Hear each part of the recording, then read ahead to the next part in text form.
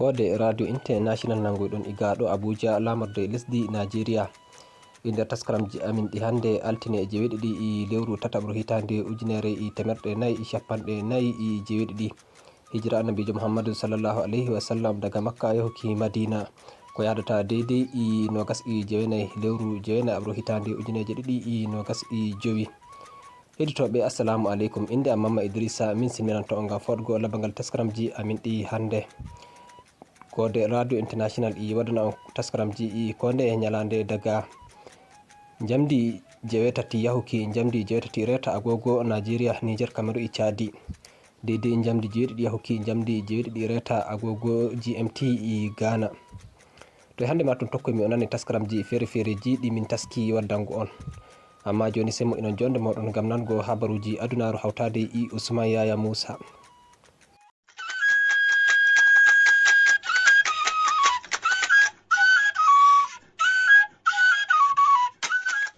Nda ko e kubaruuji ɗin,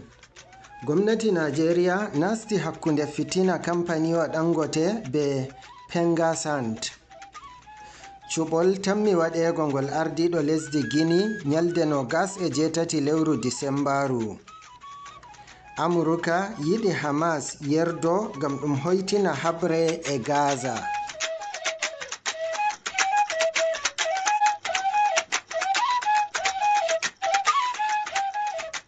Sey mbo'itinon jonde gam nango kubaruuji ɗin fuumaji. Gwamnati mobgal lesdi Nigeria surgi ardiɓe kampaniwa nebbam Dangote be nga hendu gas jam andiranga e inde Pengasand gam sulhotiraɓe gam hurga tikkere nde kawtal ngal fuɗɗi. Ministajo ceede lesdi ndin Wale Edun ardoto jonde sulhotiral ngal tammi ɗum heɓgo jal'irol ministajo kwadogoku mo lesdi Muhammad Denyadi. Ɓulli nebbam Dangote lattiɗum yeesojum ha wurtingo nebbam ha Nigeria e yiida soyde narral be huwoɓe nebbam ɓe wakkere gwamnati lesdi. Kawtal Pengasand sali diwol ngol Dangote jaɓɓiti huwoɓe ko ɓurta 800 gila kuuɗe maɓɓe nder wakili en maɓɓe wonɓe nder kawtal Pengasand. Kawtal ngal mari wakili en huwoɓe mawɓe e famarɓe ha wakkere kuuɗe nebbam ɗam.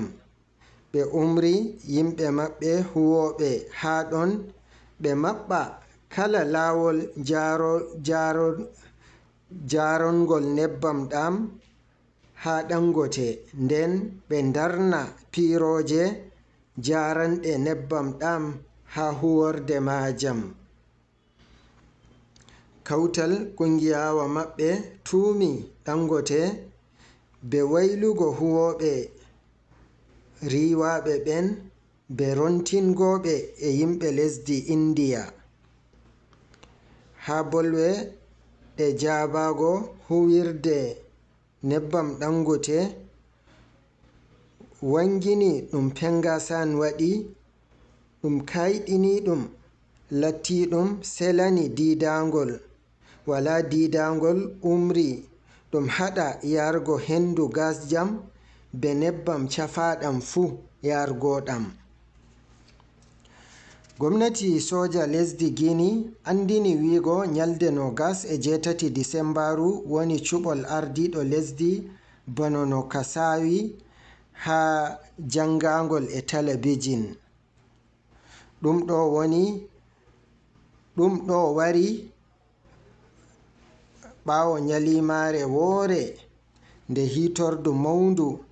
hasdi be wattanma cuɓi ɗi nango ra'ayu yimɓe lesdi ndin gaɗɗum sey ɗum waɗa cuɓol ardiɗo lesdi. Jam'iyaji nawliru e nodda dow ɗum salo cuɓol nango ra'ayu ɗum gaɗa ɗum nyalde 21 lewru Septembaru nduɗo ɗum ɓe mbi ardiɗo lesdi Mamadi Domboya waɗɗum ngam ɓesda wakkati mum dow korowal laamu. Nden hitordu lesdi ndin sali jaɓana ɓe haajewol maɓɓe ngol darnugo wattanma cuɓol gaɗangol ngol. Ta ngoyte kubaruuji ɗi ɗon kewto on gila Koode Radio International Abuja, laamorgo lesdi Nigeria. E ɗum heɓa bayanuji dow taskara kesa ɗum darnugo habre Gaza ɗum Amurka ardi. Ɗate kubaruuji Amerika be ɗe lesɗe Arab en mbi woodi alamawol cembingol bagal ko ndeye wakkere dow darwal kesal ngal. BBC famti darwal ngal tammi welango Israila dow Hamas ngam e ɗum ɗaɓɓitira Hamas en jo'ina balmi nden njofa kala nangaɓe kam fuu nder balɗe ɗiɗi bako ɗum yaha dabarewol yeesowol dabrangol. Dabareji luttuɗi woodi anniya sembiɗingo yimɓe Gaza njoɗo ha zirin. Nden ɓe fuɗɗugo taskara hokkitirgo wakkere nden hukumawa kakkilanowo wakkere Palestinu en nden e yafago honoɓe Hamas dow sharaɗu ɓe accan nokkuje ɗen ha abada. Prime Ministajo Israila Benjamin Netanyahu tammi yidugo be Mr. Trump yeso ɗo seɗɗa wi ha jotta ɓe timminayi fondugo ka tawon. Goto nder mawɓe Hamas wi gerdotiral ngal ɗum dabare lunugo gite lesɗe duniyaru dow barol minjamwol ngol Israila ngaɗata ha Gaza. Bako mi jaɓɓito nda kettugol maaji. Gwamnati Nigeria nasti hakkunde fitina kampaniwa Dangote be Pengasant. Cuɓol tammi waɗego ngol ardiɗo lesdi Guinea nyande 28 lewru Disembaru. Amurka yiɗi Hamas yerdo ngam ɗum hoytina habre e Gaza. Fuu e fuu ha ɗo gaddumi ragare kubaruuji ɗin gonde e taskaraji amin luttuɗi.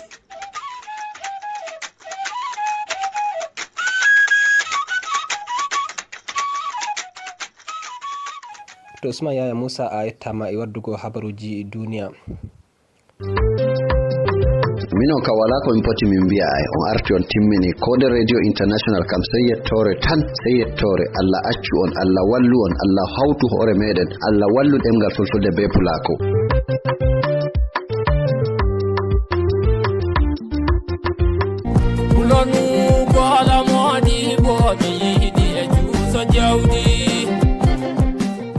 Darnde huɓɓirde mi yetti Allah Cattle Breeders Association of Nigeria Magban lisal leddi Taraba les ardungal Yawo Ibrahim Barewa be nanta luttuɓe jagorɗo huɓɓirde nden e nodditira fulɓe duroɓe gabago e ɓe woni fuu dow ɓe wurto ngam tawki kati cuɓi ko bo hesɗitinki kati majum dalla canjuki nokkure nde ɓe joɗino ko ma bo dalla majjuki kati maɓɓe ta lawol yilluki office INEC ndendenta bo huɓɓirde nden nde Magban e ɓedditira be nodduki fulɓe dow ɓe daro ɓe hokka ɓiɓɓe maɓɓe andal no handi be nanta tabbitinki jonde jam ha nokkure nde ɓe woni fuu ha wuttudu wondu bo huɓɓirde nden e mana gomnajo lesdi Taraba dow kugal tabbitinki jonde jam ha lesdi ndindi Taraba. Ɗo ɗum patakewol iga huɓɓirde Magban lisal Taraba.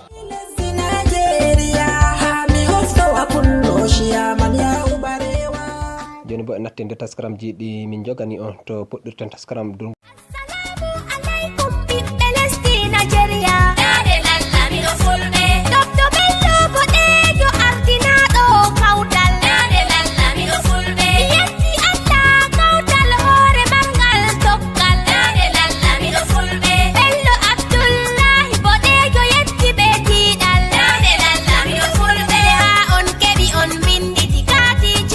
Barka, Lamido Fulbe yetti, ɓiɓɓe lesdi Nigeria. yetto ma to makko ma ɗum waɗaki to mi yettete ko o waɗanta ko o maganta ɗuɓe shawari o rokkatama hay ɗi gamaɓe muñama ko mi soɓɓito matsalaji ɗuɗɗum kai wato taware gorde in yahi in sukkide to wai ɗum gomnati ma to kanjum ko ɗum ma maganta ko ma ɗum waɗanta en tawma to lawol wala kai yar kawai ma dai aɓaɗa ko jawɗo yo mi fo'oy to mami a dilloy kadi a waylitake ma to maɗa paamiɗen to an kadi mbimi ma to woyto mbiyema to ayde jimi a waylitake mbimi to ko a tenoyi mi hotayno ayi yo noon waɗi wato leydi ndi ndi meɗen indi woodi moƴƴinki a hefti wato degolle en sukkiɗe en wariɗe lawol nayi ngala a hefti to kay bate ɗe ɗe waddanta nayi en tufa dabbaji ɗe ngala sukaɓe to ma o wiya asibitiji ɗum ta a tawata goɗɗum magani ɗum kirki gomnati kuugal wala ɗum watta komi wala ko ɗum watta sey ɗum wonne sey to cuɓol wari sey o wiya ɓurtoye to a wurtowo kadi to way jawro waɗa ɗumen jawro Allah dara habaga Allah to ay waymi rokkuma asalo a woodi kati cuɓol ɗin katiyo koye ɗon koye rokkata ta yehi a waɗa e zaɓe e dokkangel ɗum hokkuma dama cuɓa mo jiɗɗa mo kammiɗa moƴƴinante leydi cuɓol ngol hey kati demma ƴemana a wala ɗum wala mo wala kati wuro ma e woodi goɗɗo ɗum ko goto wala ngel inna lillahi wa inna to jowro ay an warata i onon barata en jowro ɗe balɗe laamiɗo hulɓe noddata en ɓurtowoɗen gaɗen rijista hukuma cuɓol ngal lesdi Najeriya hokkuma kati ma to gomnati waɗanama ko jiɗɗa joho ngaylo goɗɗum gomnati ɗum way laamiɗo fambeguwa laamiɗo hulɓe dabta Abdullahi Bello Boɗejo o noddi hulɓe o wi kowa taska wurtoya waɗa rijista cuɓol muɗum wi'aya national président ba mi yetti Allah kawtal hoore hani de ke tureke ɗum joɗaki to ayi wato kanko wi wurto waɗa ay wayɗo huluddogol o noddi an jawro a nanayi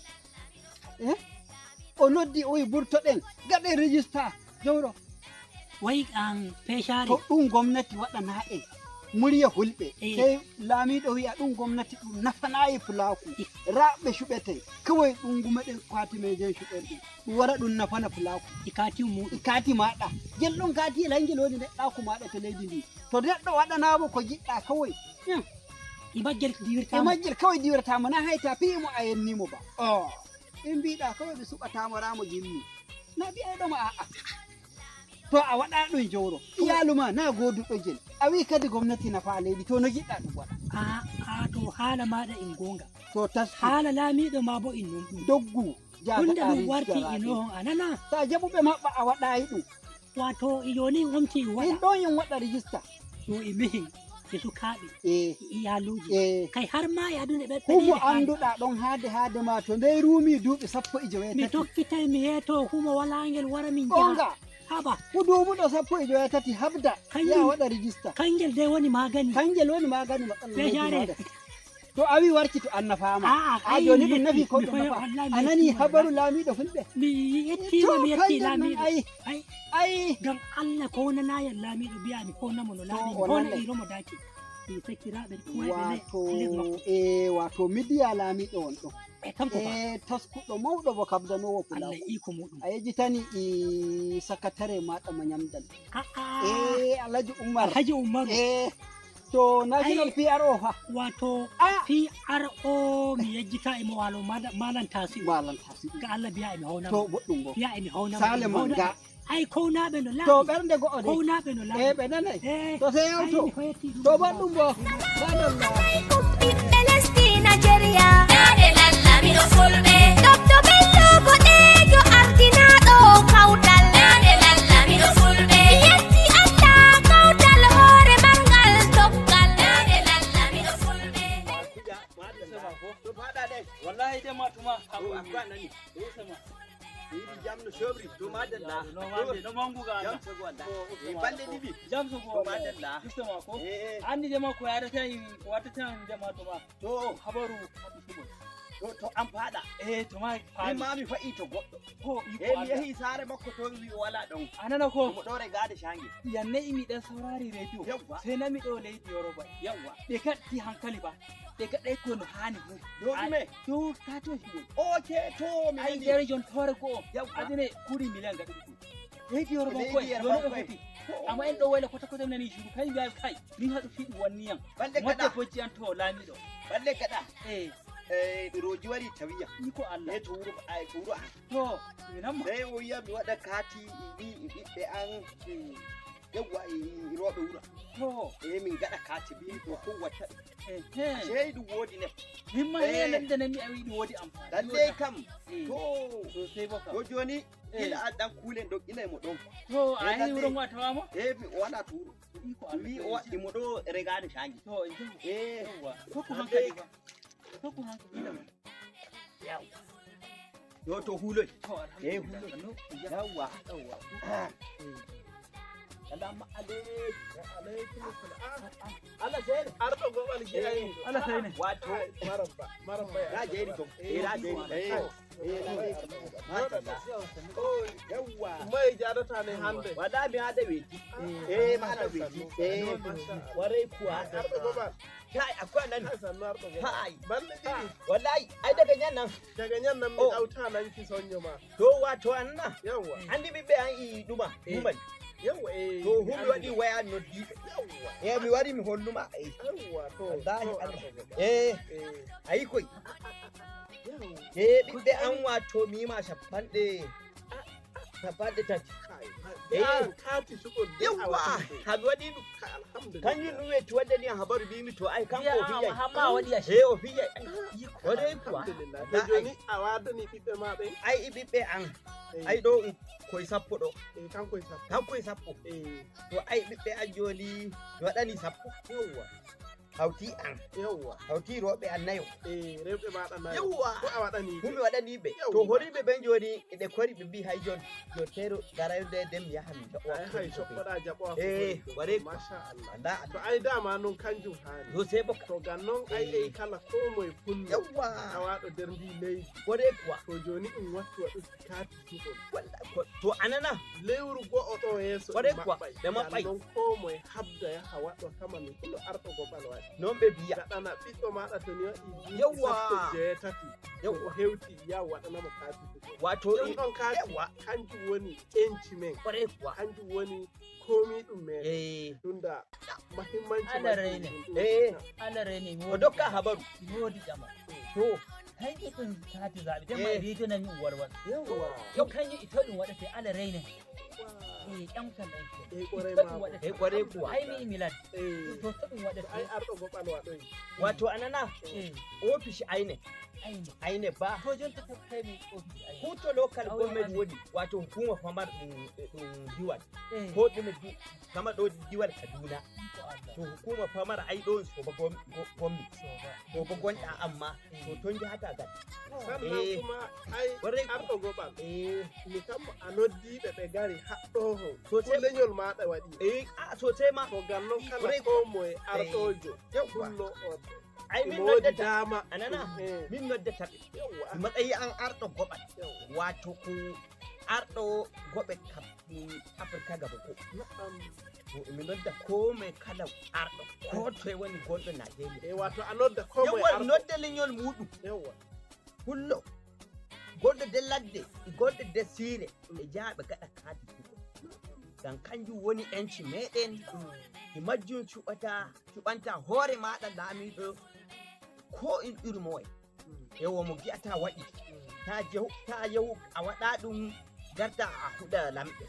ayi to a wala haqqe dow maɓɓe to gannon dama korejo ko ardiɗo fulɓe yawwa baba fulɓe Dr. Abdullahi bello boɗejo ko Allah hakko ma o meti o noddi o wi ko moye pullo ko woni fof yawwa i Nigeria waɗa o ya o habda o waɗa katiba tugo to ma dalla ai bo mi ko anana ai bo mi ai min ɗo ai to jaha suuɗa koy mi suuɗa koy jiiɗa to koy jiiɗa kankoy wonuma kware kuwa waddu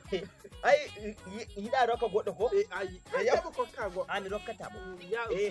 to amma anani wato joni jaha gada ku to ai ni ma ai feddo an kurbe gala ko ai joni mi hay mi metta mi bedda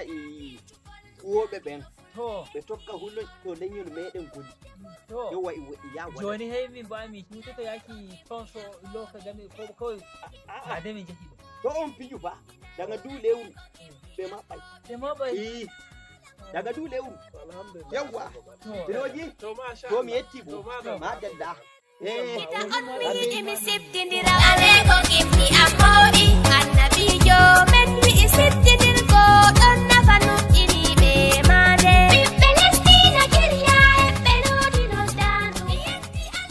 joni bo simo ina jonde moɗon gam nango taskaram RFI fulfulde kawtal koppi e Koode Radio International keɗite jam yarama no hannirta ni cellal ko ngalu boliba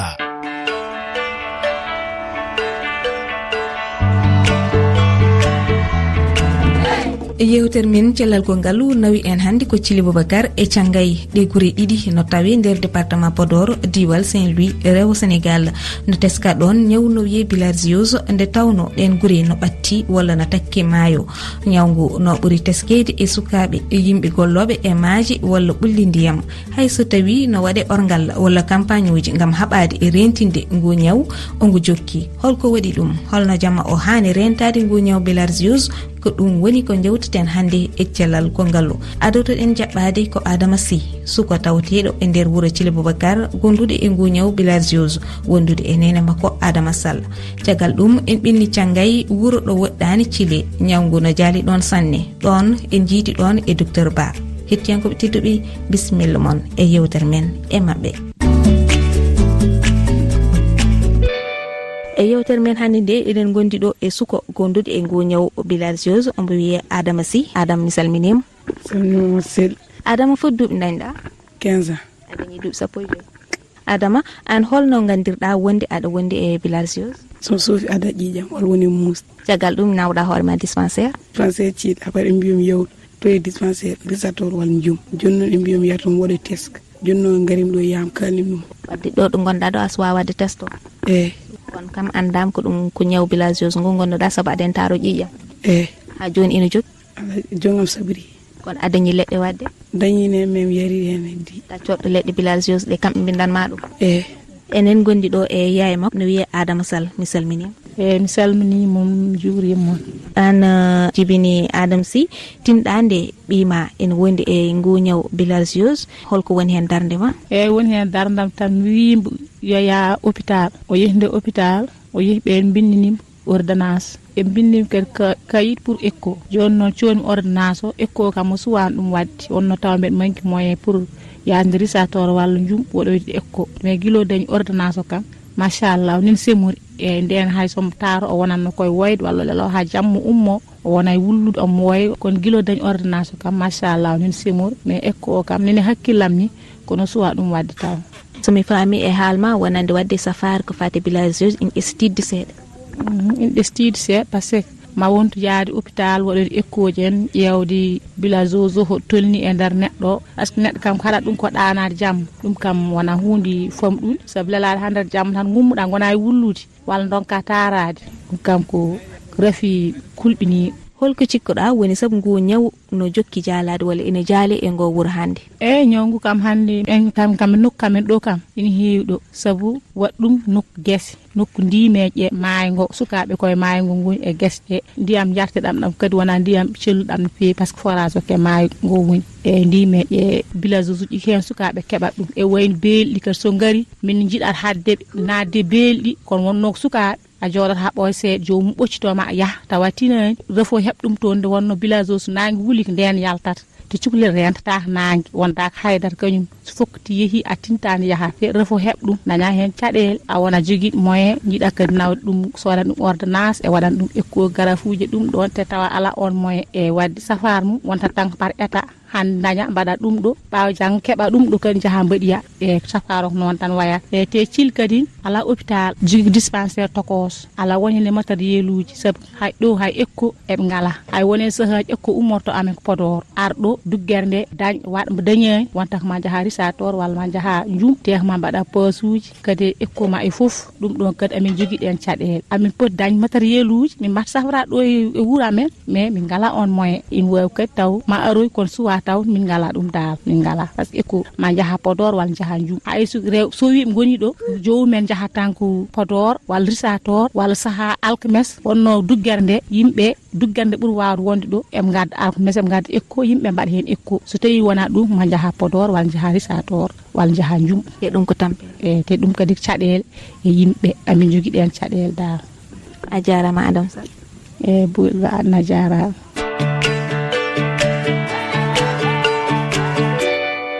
enen gonɗo e docteur Cheikhouna Ba ɗo yite e poste santé mo Thiangay docteur mi salminima a salminama Boly Ba min mbiyetemi ko Cheikhouna Ba min woni infirmier chef de poste mo Thiangay. Ewa docteur en gari haalde e ngu ñaw wiyetego bilharziose holko bawɗa andinde bandiraɓe e ñaw ngu? Bilharziose ko rafi mo ganduɗa ina ɗo e diwan o ko rafi mo ganduɗa heɓete koye ndiyam belɗam wiyete ko parasitose wurat koye nder ndiyam belɗam neɗɗo so yeehi toon ɓuftima hen nden wawata hebde ɗum ɗon rafi ko heɓete koye ndiyam beeli walla ndiyam dal belɗam toon dal neɗɗo wawi ɗum hebde manam ndiyam beele ko nandi hen les eaux de fleuve les mares e marigot ɗin ɗon quoi. hol maali gandinoje wonde jomum no wonde ngu ñaw? so jomum wondi hen ina ɓandu no fet ina ngata reedu no muus o yaha watta tarade ƴiƴam so tarim so paari tarade wone toɓɓiɗe seeɗa ƴiƴam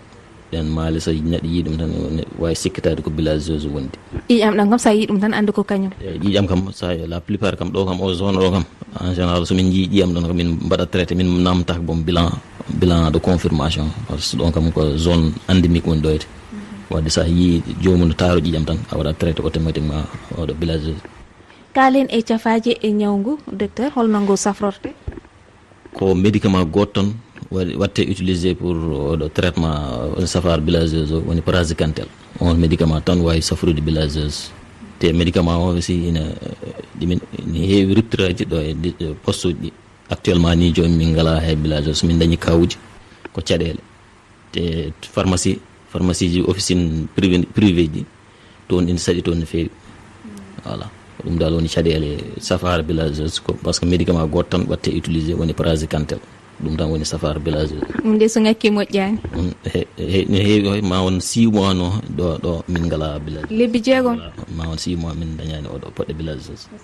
beel onon jii hewɓe wonduɓe hen aroɓe ɗo safrade e mon ko fati bilharziose o? chaque jour kay may dañ 2 à 3 cas ganduɗa ko wonduɓe yimɓe ɗiɗo walla tata? yimɓe ɗiɗo tata te ɗum taw ko jomum en puɗɗi affaire fuɗɗima tampinde men bon won yaade ka ganduɗa bon arani bom dispensaire ma won aussi je pense 9 mois min mbaɗino enquête won enquête goto garnoɗo e niveau d'une école e wonɗo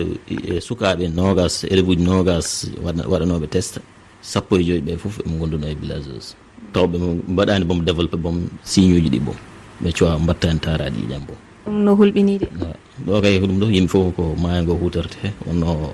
ndiyam ɗam ne waɗi caɗele ɗoyde forage on waɗi probléme heewɓe dal koye nder koye maayo ngo dal ko ɗuminata ɓuftoto toon mbaɗata gueɗe men foof.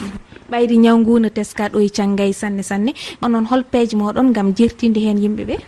eyyi peeje amen nde ko hirjinde tan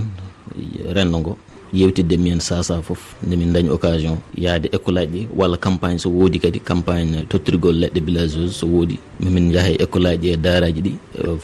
safruɗe men kadi haalanɗe men kadi refe o ko hono heɓorto hono rentorte min kam so yewti ɗon kam ko ɗon tan min mbawi haadde par ce que aussi safa oɗo pour yaltinɗo bilharziose kam ɗum kam ko peeje mawɗe namni. e yiyande ma holɗen peeje foti darnede? peeje mawɗe bon peeje ɗe kam ko déjà ko ɗumin darnude kam ndiyam ɗo e nder wuro ngo ganduɗa ndiyam mankata yimɓe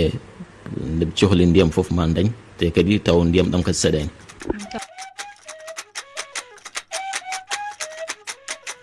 keɗtinani min fu ɗo min gaddi ragare taskanamji amin ɗi hande min getti on hetinanago min ɗum baɗɗon